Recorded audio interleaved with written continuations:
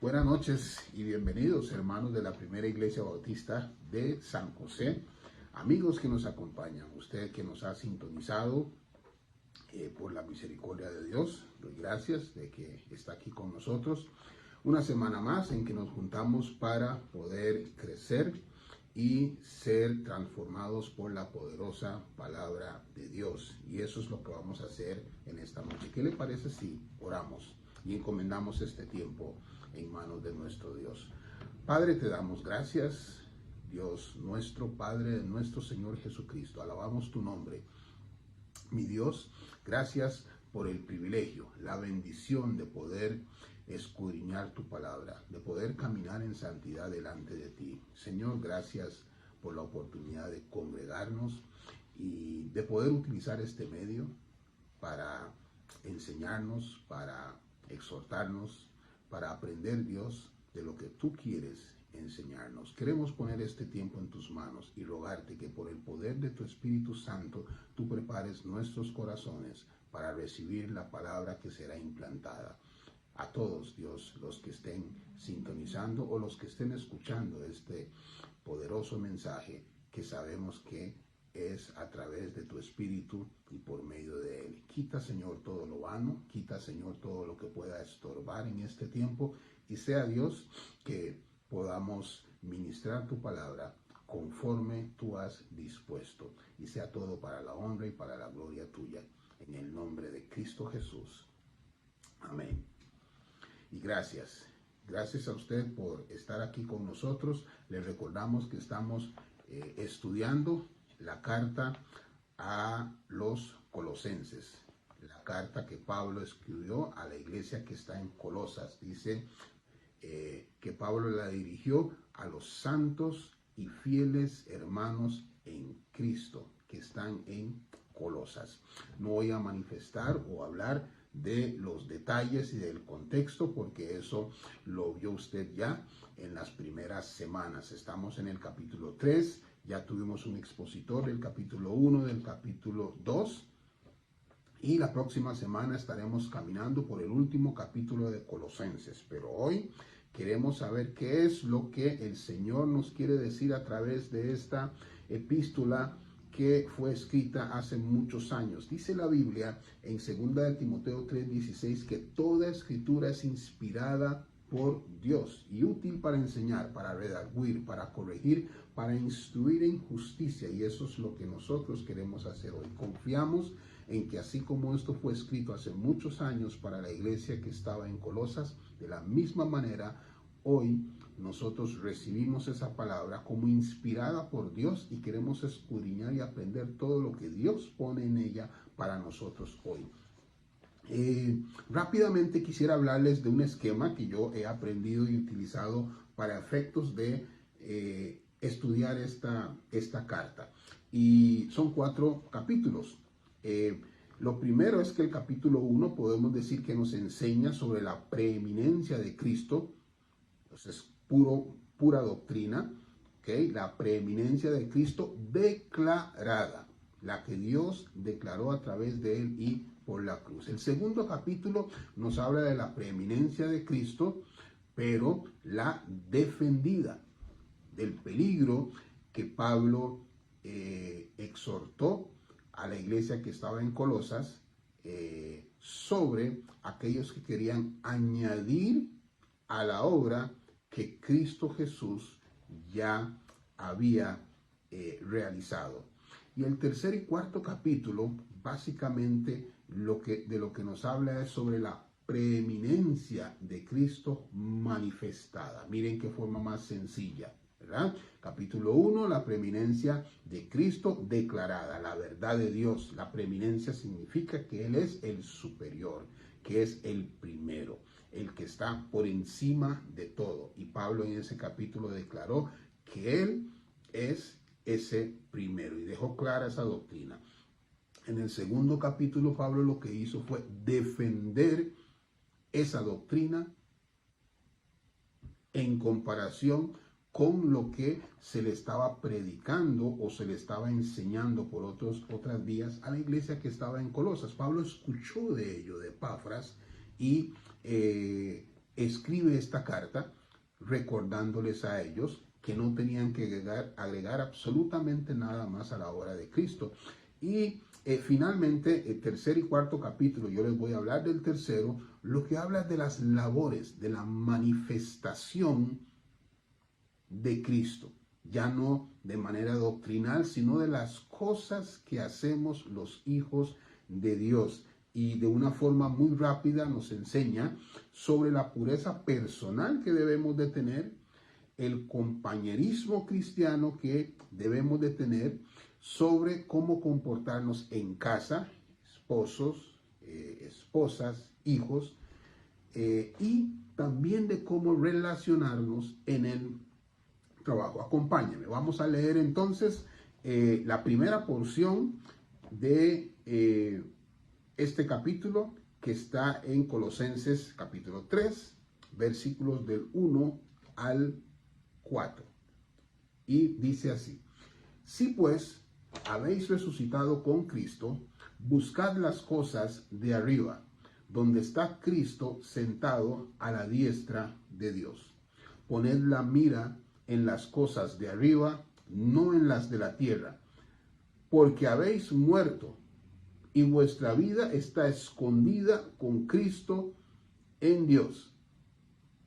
Cuando Cristo, vuestra vida, se manifieste, entonces vosotros también seréis manifestados con Él en gloria. Y esta primera parte de lo que nos habla, o lo que nos aclara, es sobre el buscar las cosas de arriba. Pablo nos enseña que nosotros debemos de buscar en todo tiempo, poner nuestra mirada en las cosas de arriba. Y miren cómo inicia. Dice: si pues habéis resucitado con Cristo.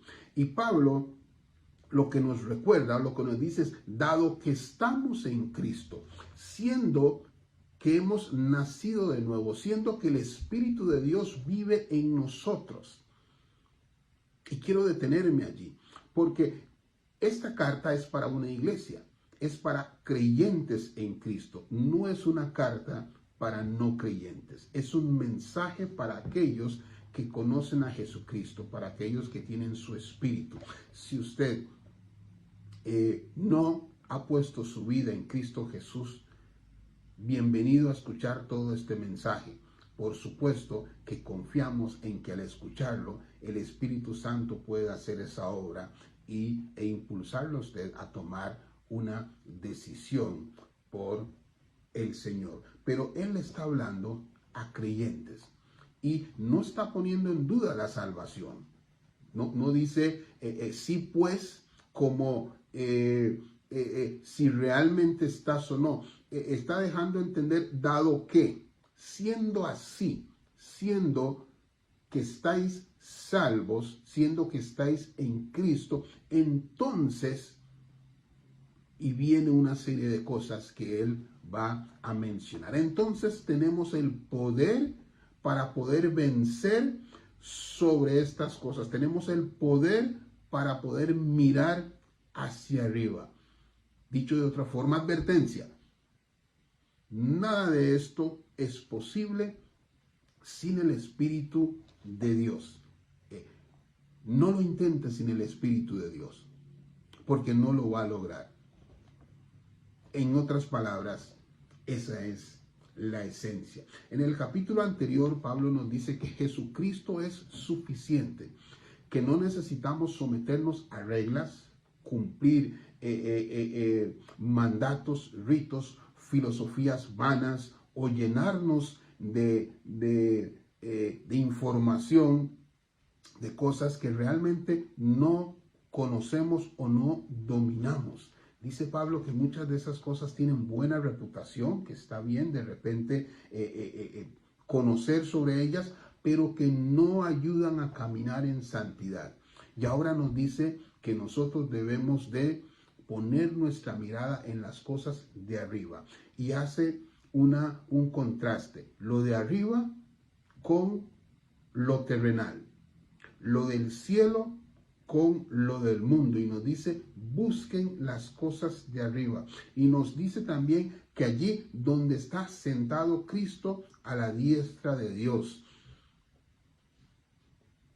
sentado a la diestra de Dios, lo que significa estar sentado a la diestra de un rey, a la diestra del poderoso, es también una posición de poder. Sí, Cristo es Señor, eso es lo que significa. Efesios 1:3 nos dice: bendito sea el Dios y Padre de nuestro Señor Jesucristo, que nos bendijo con toda bendición espiritual en los lugares celestiales en Cristo. Nuestra posición está en Cristo, allí a la diestra del Padre. Allí es donde está nuestra bendición. Toda nuestra bendición en Él está y será manifiesto, donde está Cristo Jesús a la diestra del Padre. Y nos dice, habiendo nacido de nuevo, así es como debemos de tomarlo. Habiendo nacido de nuevo, nosotros tenemos la opción de poder obedecer o no obedecer. Y Pablo hace esa exhortación invitándonos a manifestar a Cristo. Por eso les hablé de que el capítulo 3 y 4 hablan de la preeminencia de Cristo manifestado. Ya no es doctrina, sino es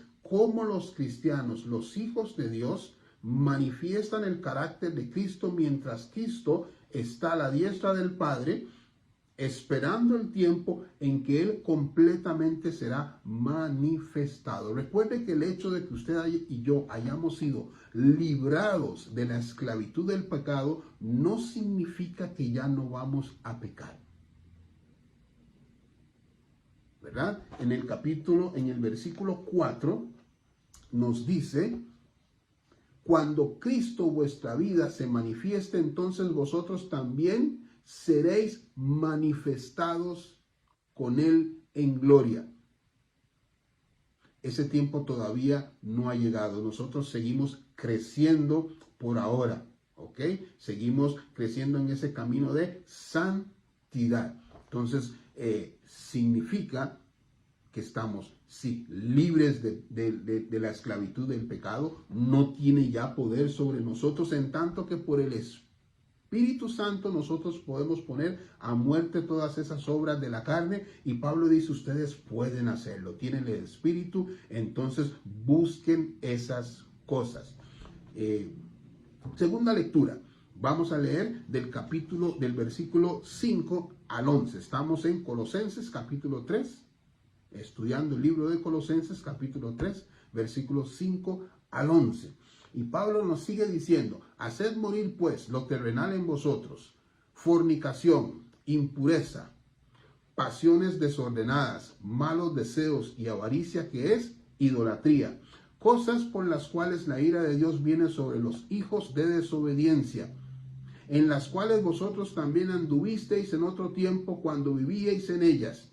Pero ahora dejad también vosotros todas estas cosas: ira, enojo, malicia, blasfemia, palabras deshonestas de vuestra boca. No mintáis los unos a los otros, habiéndoos despojado del viejo hombre con sus hechos, y revestido del nuevo, el cual conforme a la imagen del que lo creó, se va renovando hasta el conocimiento pleno, donde no hay griego ni judío, circuncisión ni incircuncisión, bárbaro o extranjero, ni escita, inculto, llámese, siervo ni libre, sino que Cristo es el todo y en todos.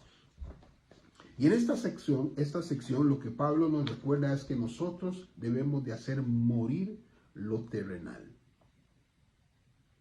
Hacer morir aquello que es mundano. Y hace un contraste con todo lo que se hablaba anteriormente en el capítulo 2. Aquellas reglas y cosas que hay que seguir. Pablo lo que dice es: pongan a muerte estas cosas, porque en estas cosas sí hay crecimiento. Y dice, hagan morir. Lo que significa es, cultiven esto o dejen de cultivar aquello.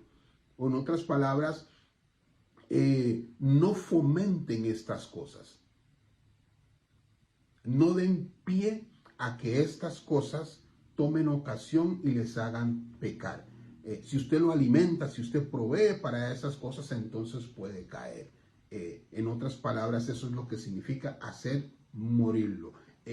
Ponerlo a dieta, no alimentarlo hasta que muera. Podemos utilizar esa expresión, y nos da una primera lista diciéndonos que anduvimos nosotros en estas cosas antes, pero ahora no. Y vean lo que dice: la ira de Dios viene sobre los hijos de desobediencia. Hago una aclaración. Los hijos de desobediencia aquí se refiere a no creyentes. En Juan 3:36 nos dice: el que cree en el Hijo tiene vida eterna, pero el que rehúsa creer en el Hijo no verá la vida, sino que la ira de Dios está sobre él. La misma palabra, la misma ira que utiliza en este texto. Y si usted es un hijo de Dios, la ira de Dios ya no está sobre usted. Eso es importante. Eso es sobre los desobedientes, sobre los que no han querido conocer o reconocer que Cristo Jesús es el que había de venir. Hago también la aclaración: eso no significa que si usted, como hijo de Dios, como cristiano, peca, no va a recibir las consecuencias de ese pecado. Es importante aclarar que sobre esta vida, sobre la tierra de los vivientes, siendo aún usted un hijo de Dios, si usted peca, va a recibir las consecuencias de lo que usted sembró. Y eso no tiene nada que ver con su salvación. Su salvación es segura en Cristo Jesús, el que está a la diestra del Padre. Pero otra cosa es si usted, sabiendo, conociendo esto que Pablo nos dice, se presta para vivir una vida en pecado, ¿no? Y luego Pablo agrega a la lista que escuchamos anteriormente: fornicación, impureza, pasiones desordenadas, y nos da una segunda lista, y le llamo yo el meter, este es el 4x4, porque dice, pero ahora dejad también vosotros estas cosas: ira, enojo, malicia, blasfemia, palabras deshonestas de vuestra boca. No mintáis los unos a los otros. Y puede sonar como que estos pecados o estas faltas son más livianas que las anteriores, pero realmente digo yo que se ocupa el 4x4 porque normalmente las personas tendemos a ver estas cosas como rutinarias. Como es normal que la gente mienta, es normal que la gente estalle en ira o en enojo o en palabras deshonestas, por lo cual es más difícil, a mi criterio, poder abandonar estas, porque las primeras son obvias, que los hijos de Dios no deben de estar en idolatría, en fornicación y en todo lo que menciona Pablo. Entonces él dice, ahora no solamente lo primero, sino también metan el 4x4 y dejemos estas cosas, hagámoslas morir. Hago la advertencia como lo hice. Esto es solo por el Espíritu de Dios. Solamente clamando a Dios para que por medio de su Espíritu, su poder se manifieste y nosotros podamos dejar estas cosas, se puede realizar.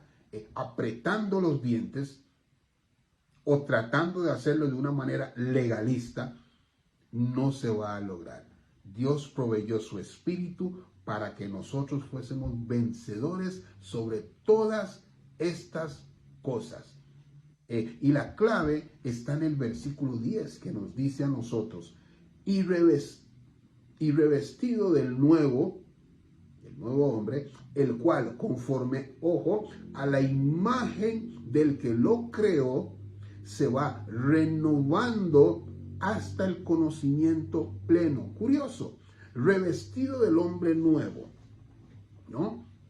Revestido del hombre nuevo. Ahora vamos a definir un poco a qué se refiere, pero nos dice que conforme a la imagen del que lo creó, Cristo, se va renovando. Nosotros estamos en un proceso, por eso es importante entender que ya hemos recibido la justificación, la declaración de Dios de que somos justos delante de Él, mientras ahora caminamos en un proceso de santificación, desprendiéndonos de todas aquellas cosas en las cuales encontrábamos deleite antes, pero ya ahora no encontramos deleite en ellas, sino que clamamos a Dios para que por el Espíritu Santo todas ellas puedan ponerse a muerte. Y Él nos dice, despójense del viejo hombre, pues el viejo hombre es el hombre pecador, es el hombre que era esclavo del pecado.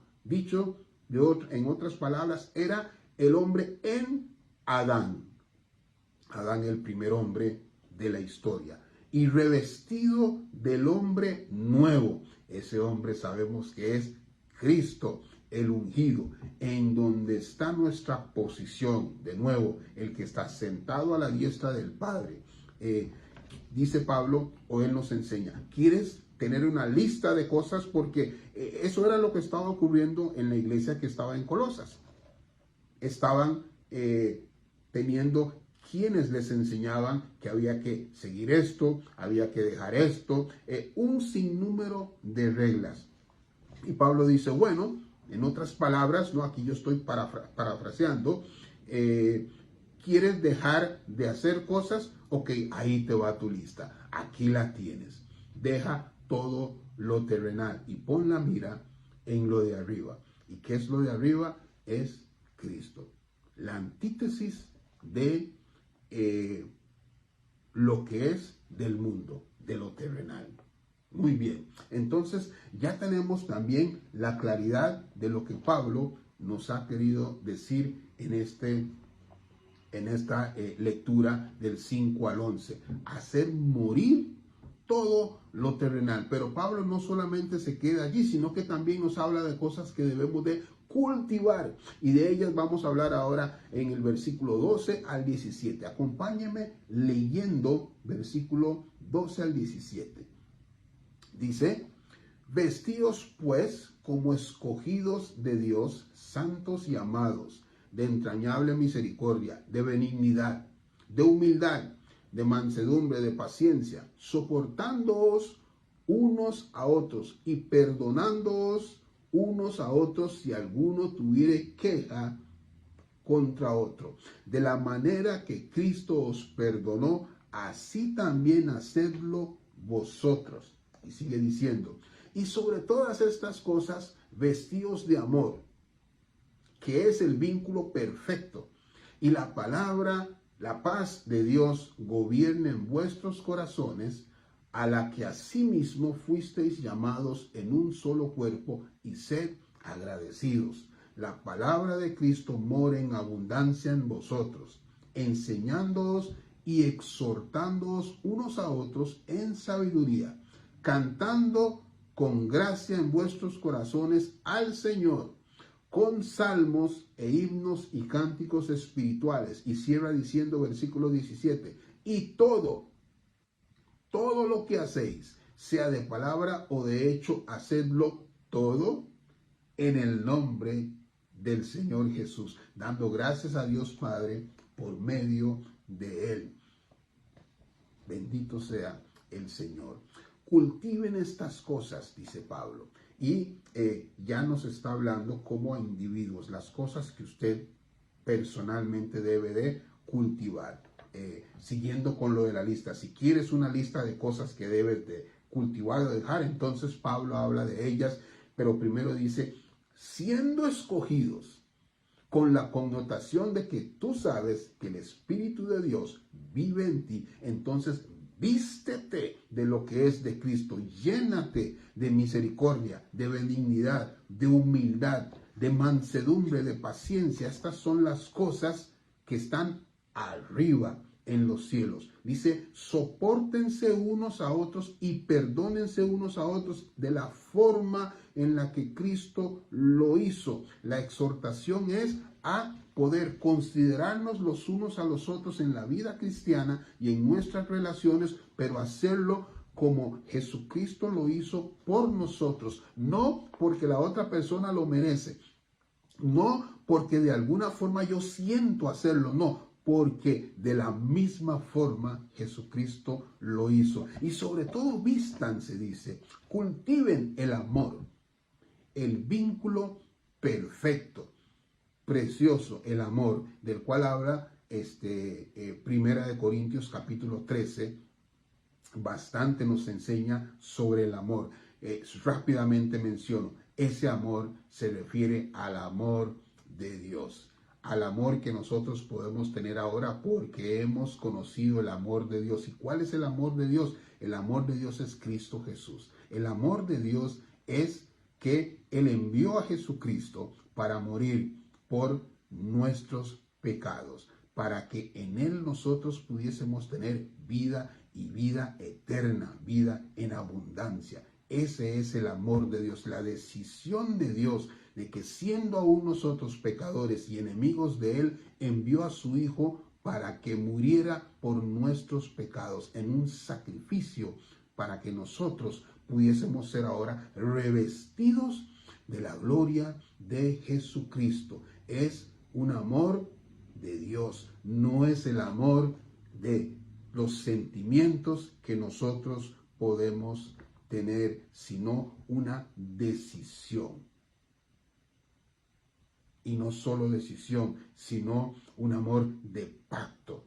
Tan seguro es ese amor para nosotros porque Dios declaró un pacto y cumplirá su palabra. Ese es el tipo de amor del que se está hablando y solo Dios puede cumplir esto. Usted y yo no podemos tener este amor porque solo puede ser provisto por Cristo Jesús, por Dios en nosotros, porque nosotros sin Cristo lo único que hacemos son cosas imperfectas. Entonces, el Señor nos continúa diciendo a través de Pablo ahora que el mensaje de Cristo permanezca en nosotros. ¿Qué significa eso? Bueno, léala, estúdiela, escudriñela, enséñela, exhórtense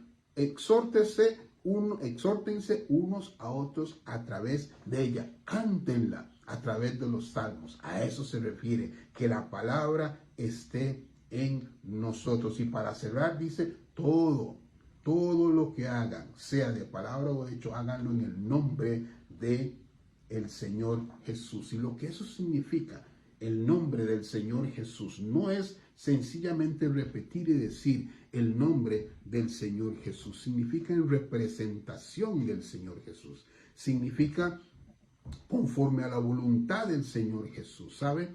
Cuando un abogado representa a una persona, tiene un poder y va a representar a una empresa o a otra persona y debe de hacerlo según lo que esa persona le dijo, ¿no? Ese es mi abogado que va en representación mía y él va a actuar como si fuera yo. Justamente de eso estamos hablando. Jesucristo envió a sus discípulos diciéndoles, yo ya los he limpiado a ustedes, vayan ahora y hagan discípulos, vayan en representación mía.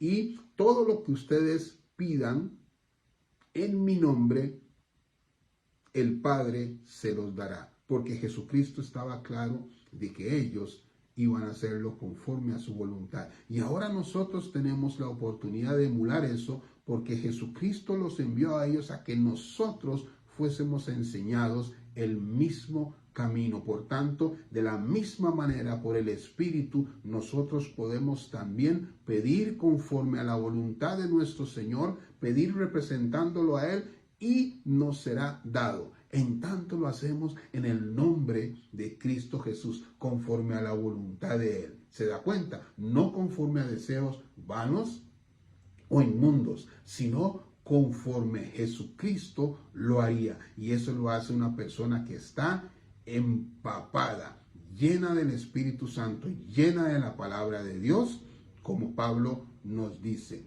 que debemos nosotros de buscar que el mensaje permanezca en nosotros, la palabra de Dios more en ustedes. Y en la última parte, el capítulo 3, versículos 18 al 25, e incluso agrego el capítulo 4, el versículo 1, me parece que allí se une sin meterme en desarrollar el capítulo 4 todavía, pero les leo, dice, casadas, estad sujetas a vuestros maridos, como conviene en el Señor. Maridos, amad a vuestras mujeres y no seáis ásperos con ellas. Hijos, obedeced a vuestros padres en todo, porque esto agrada al Señor. Padres, no exasperéis a vuestros hijos, para que no se desalienten. Siervos, obedeced en todo a vuestros amos terrenales, no sirviendo al ojo, como los que quieren agradar a los hombres, sino con corazón sincero, temiendo a Dios. Y todo lo que hagáis, nuevamente, hacedlo de corazón, como para el Señor y no para los hombres, sabiendo que del Señor recibiréis la recompensa de la herencia, porque a Cristo el Señor servís. Mas el que hace injusticia recibirá la injusticia que hiciere, porque no hay acepción de personas. Amos, haced lo que es justo y recto con vuestros siervos, sabiendo que también vosotros tenéis un amo en los cielos. Wow, dice Pablo, y todo lo que hagan, ¿verdad? Háganlo como para el Señor, en representación de Él. Y Pablo habla de los roles que nosotros tenemos ahora en la sociedad, como casados, maridos, hijos, padres, siervos o empleados, o amos, dueños o jefes. Hablemos primero de las casadas. ¿Qué es lo que dice Pablo? Dice, bueno, estad sujetas. Sométanse al rol de autoridad que tiene el varón sobre la casa y en el matrimonio. Esto es un sacrificio voluntario que debe de hacer la mujer. Ningún varón debe de exigir a su mujer someterse. Ella debe hacerlo en obediencia al Señor. Y si ella pregunta, pero ¿por qué he de someterme a un hombre tan imperfecto? Bueno, usted también de la misma manera es imperfecta. Y esto no se trata de igualdad. No se trata de si uno es mayor que otro o caer en lo que la sociedad de hoy nos hace caer pensando en que por el hecho de que el varón tenga el rol de líder de la familia, significa que la mujer o los hijos sean menos. Todo lo contrario. Filipenses 2:6 nos dice, el cual, refiriéndose a Cristo, siendo en forma de Dios, no estimó el ser igual a Dios como cosa a que aferrarse, sino que se sometió. Vean que siendo igual a Dios, siendo en forma de Dios, decidió someterse a la voluntad del Padre. El Hijo se sometió a la voluntad del Padre y no apeló a que eran iguales. De la misma manera, mujer, usted que me escucha, casada, no es un tema de si el hombre es más o si usted es menos. Es un tema de obediencia, ya que las Escrituras enseñan que esa es la estructura que Dios puso para la familia. Maridos ahora, maridos, dice, amen a vuestras mujeres. ¿Y cómo deben de amarlas? Bueno, como Cristo ama a su iglesia.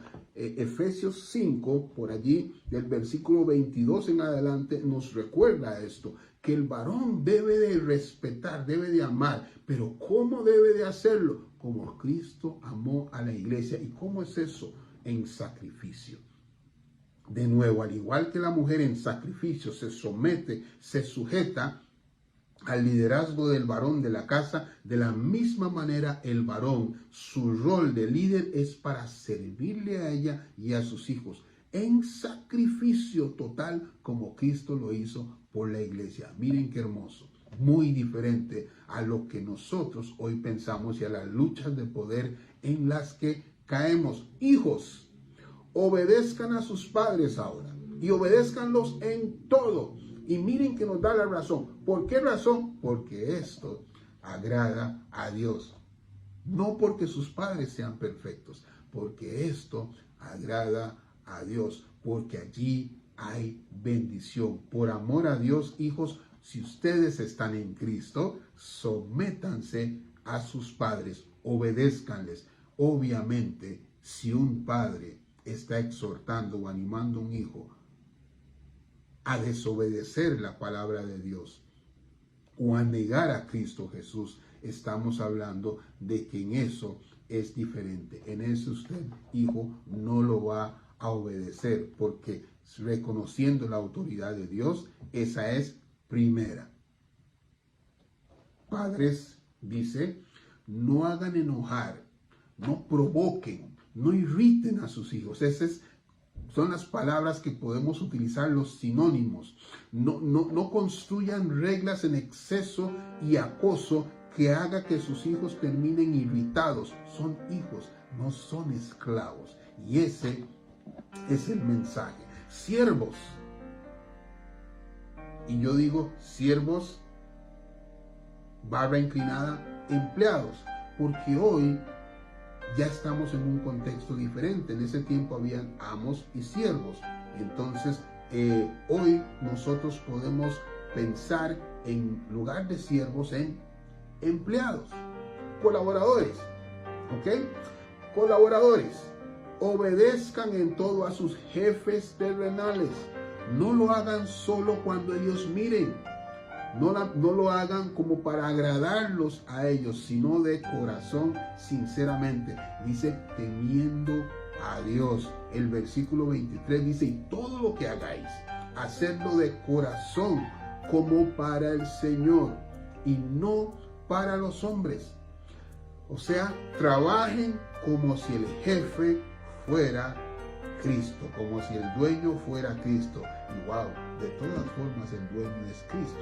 Usted y yo reconocemos que en su soberanía Él le dio esa empresa a ese Señor que es su jefe.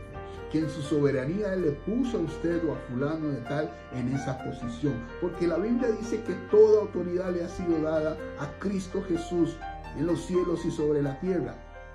Y si alguien está en posición de liderazgo es porque Cristo ha querido que así se mantenga.